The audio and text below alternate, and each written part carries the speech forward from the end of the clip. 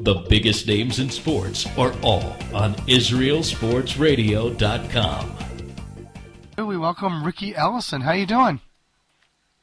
Good. I'm in Colorado Springs, about minus 30 wind chill. So wow. I wish I was where you are right now. Yeah, because, I was complaining earlier about this, rain and a little bit of wind, but I really don't think we have much to say here. So, well, the first thing that struck me when I was reading your bio, because it's a conversation we've had a lot here with Omri Caspi being, quote-unquote, the first Israeli, whenever he's introduced, the first Israeli in the NBA. Now, it says becoming the first ever New Zealander in the NFL. Was that a symbol, a mark of pride there, or was it just, hey, that's where I happen to be from, I'm a football player? I think it's the later of that. I don't think it's much of a big deal at all to New Zealand. They're a rugby-oriented nation. Right. But I just happen to fall into that category in that aspect. Now, I have a question, because you've got two teams now playing in the Super Bowl this week. You've got, of course, the Steelers, who with their quarterback Big Ben, and he's going for his third ring, versus the upstart, the Aaron Rodgers. How hard or different is it when you're preparing for the first Super Bowl versus comparing to the third Super Bowl, as the two different quarterbacks are? I think the first one is always a magical one. There's just a tremendous feeling of excitement, exhilaration, and like you're floating on a cloud going into that. And nobody on that team, I think, for Green Bay has been in one. I think it's something that they'll have an edge with that, then rather than the other guys. If you look at it psychologically, they will have the edge coming in to play their very best on Sunday. Ari Lewis here, thank you again for being on IsraelSportsRadio.com. Let's go to your Super Bowl success, three-time winner, 1923 and 24, correct? Those are three Super Bowls. So you played with Montana, you played with Rice. You talked about dealing with the pressure. You have 1 billion people watching the game, and I understand that Montana was always kind of, it seemed like relaxed, as we hear from the outside. Did Montana and Rice seem relaxed to you before the games began? Oh, Montana's special. He's one of those guys that every one of us on the field, no matter what position we played, and no matter what special teams or defense, we knew we wanted to give him the ball. We wanted to give him the ball as much as possible, and that made us fight like hell, or cause fumbles, or stop guys on fourth down to get that ball back to him. He led by example. He led by poise and being able to take the high pressure and make it very, very comfortable for everybody to perform. I played against quarterbacks like Phil Simms and Dan Marino and some of these guys that get up and yell at their guys. Joe never pushed it that way. I think we always had an edge with him. And I personally think, as well as many others, that he's probably the best quarterback ever to play the game. I was very fortunate to be on a couple of his teams to win those games. Yeah, of course, the story goes, legend has it, before he led that game-winning drive in Super Bowl 23, when he was back at the 9-yard line, he had his teammates in the huddle, looked up in the crowd and said, "Hey, that's John Candy eating popcorn." And I was like, "What? Are you this calm?" And he was great at that.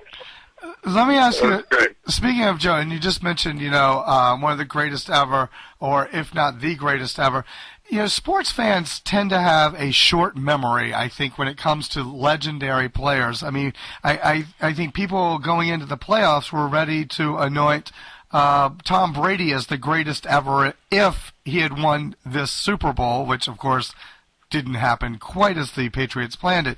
Do you find that that's just a typical fan reaction, just who's hot now type of thing? I think that's a media hype more than it is a fan hype. I think the great ones, the players that played the game, and to see a guy, the comparison with Joe and Tom Brady, I don't think there is an equal one, because I think Joe has provided so many more pressure moments when the game is on the line, and he makes those spectacular plays like he did with the Dwight Clark catch and many more. Brady's more of a inside the system kind of quarterback that goes down and makes the right decisions inside that system. Joe was able to break out of the system at some points and go to second, third, fourth receivers on and running. That separates it. There are only a couple of guys that you have on a team, even on the Super Bowl teams, that can rise above the play and go to the next level. And, we were fortunate to have a couple like Ryan Lott, like Jerry Rice, and of course, Joe, that could do that. All right. Now, obviously, for people who don't know, it may not be so obvious, but there is a connection between you and Israel, and we like to think of it as the father of football here in Israel, Ofri Becker. We know that you all know each other. And, I saw where you're ready to bring a team over to play some IFL players here. Well, we're just thinking about it. You're probably too young to remember that, but that old movie called MASH back in the late 70s or early 70s had a put-together football team, and we do a lot of air defense, and our U.S. military is over there quite a bit. Right. And we were just thinking about maybe getting a team together from when those units come over and putting them together to play, one of the teams that ORF has in Israel, and I think it would be pretty fun to do that. And I think we can do that. It's just going to take some time to organize it. Now, I got the impression you're not a big fan of 8-on-8 football, though. That is not football. Well, we're going to get you 11 men. Anytime. Trust me, Ari and I, we have the pleasure of calling the games here, and while we certainly enjoy being able to watch American football, we so are looking forward to 11-on-11. That's for sure. What do you think? I mean, obviously being from New Zealand and here in Israel, where we're a soccer, basketball country, and American football, what do you think it takes for people to help out, whether it's profile people like you or other athletes to really bring football to other countries? To other countries, but I think it's got to be started at that middle age group. 10, 11, 12-year-old boys have got to be able to pick it up. It's hard to bring it in at anything older than that. It's got to be inside and growing inside that. So creating leagues at that age and giving them exposure of the game and understanding the game would be probably the best thing you can do to move forward with it. Obviously, the Super Bowl coverage is around the world. Right. The game is well watched and it's understood and the hype on it. But to really do it, you've got to get into the population at a very young age so they can expand the program. Right. I want to go back to your pro career, throw you a little bit of a curveball. You were obviously on the 23 team that turned out to be a great game, arguably the greatest game ever. Also, Bill Walsh's last game. George Seifert takes over. Some people didn't give him credit so much for the Super Bowl 24 win, but then he wins Super Bowl 29. What did you think of the whole, hey, we just won a Super Bowl, but now we have a new coach? How did the players handle all of that? Well, I think it was a transition on that one. That team is different than the Bills' first four teams. Those teams were ones that had the majority of the players that played with each other for 7 or 8 years together. The last team the 49ers run with George was more of a hodgepodge team, hired that free agency in place, so there were a lot of guys that hadn't played together, and it's the new way of playing the game where you mismatch free agent talent together. So it was different. George was a defensive kind of concept guy. Steve Young was not Joe Montana. He had a different spin on the offense. But it still worked, and they won the world championship, rightfully so. All right. And, look, we really appreciate your time. We don't want to keep you, but one last thing I wanted to ask you about your Youth Impact Program, which, it helps disadvantaged kids and that kind of thing. How can people find out more about the program, and where can they go to? Well, we talked about international development. That may be a great way to really do that in Israel or other countries, but it's really it's taken young boys out of the environment in the summer and putting them on a university campus with the NFL and the local university and giving them an academic experience. The website is youthimpactprogram.org, and we are now in 6 cities around this country in the United States.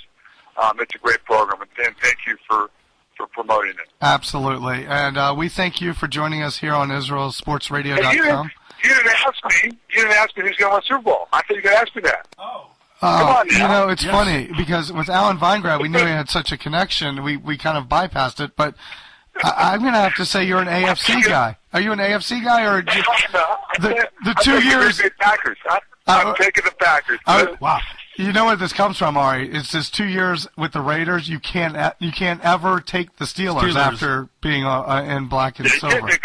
And I broke my arm twice against those guys at Three River Stadium, so I'm not a big Steelers fan at all. So do you think it's going to be a close game? Because I think it's going to be very close. Ari thinks it's not going to be as close, but I think it'll be pretty. Go ahead. No, just I have the Steelers in my 10. Yeah, a close game. And I was with John Madden last Friday, and John was predicting a close game with the Steelers to win it. But I'm with the young franchise, the new quarterback. I think they've got a lot more diversity in their offense than the Steelers do, and I think they got a defense they can play. Now, so we'll see. It'll be a great one. See, now you opened up one other question because you were with John, and then you were with was it your former teammates from the 49ers? Yeah, I was with one of them. I was with Ryan Lott. I don't know if you know who he is. Oh, John yeah. Madden. I don't know if you know who he is. No, you're in Israel. I don't know. Oh, yeah, but we just came. We haven't been here as long as Ofri. No, we those two experts have picked Pittsburgh, so you guys, whoever's on the Pittsburgh side is a safe deal. All right, yes. Yeah, see, I had a good 39 years in America before coming over. So, yeah. Now, so do you guys do this kind of thing before each Super Bowl week where the No, John wants me to, the Madden, they want me to run the Youth Impact Program with the Raiders in Oakland. And I was there with the 49ers, so we were there on this, and plus, I think I was on his original All-Madden team. I don't know if you can go back to the All-Madden game and pick the slow white linebacker playing in there. It's great. When you talk to John and Ronnie, all sorts of stories come up, which is just fascinating. Right. I got to tell you, making the old man team is probably better than winning the 3 Super Bowls. Not even close. Don't let John know that. That's right. All right. Well, thanks so much, and we look forward to maybe catching up with you some other time. And again, it's the Youth Impact Program, and it's a great organization helping kids out, all over the states, and we will certainly mention that and put that on our website, a link to that as well. And once again, thank you, and thanks for all you do. You got it. I'm looking forward to 11-man football over there when I come over there next. All right. We look forward to having you in studio when you come.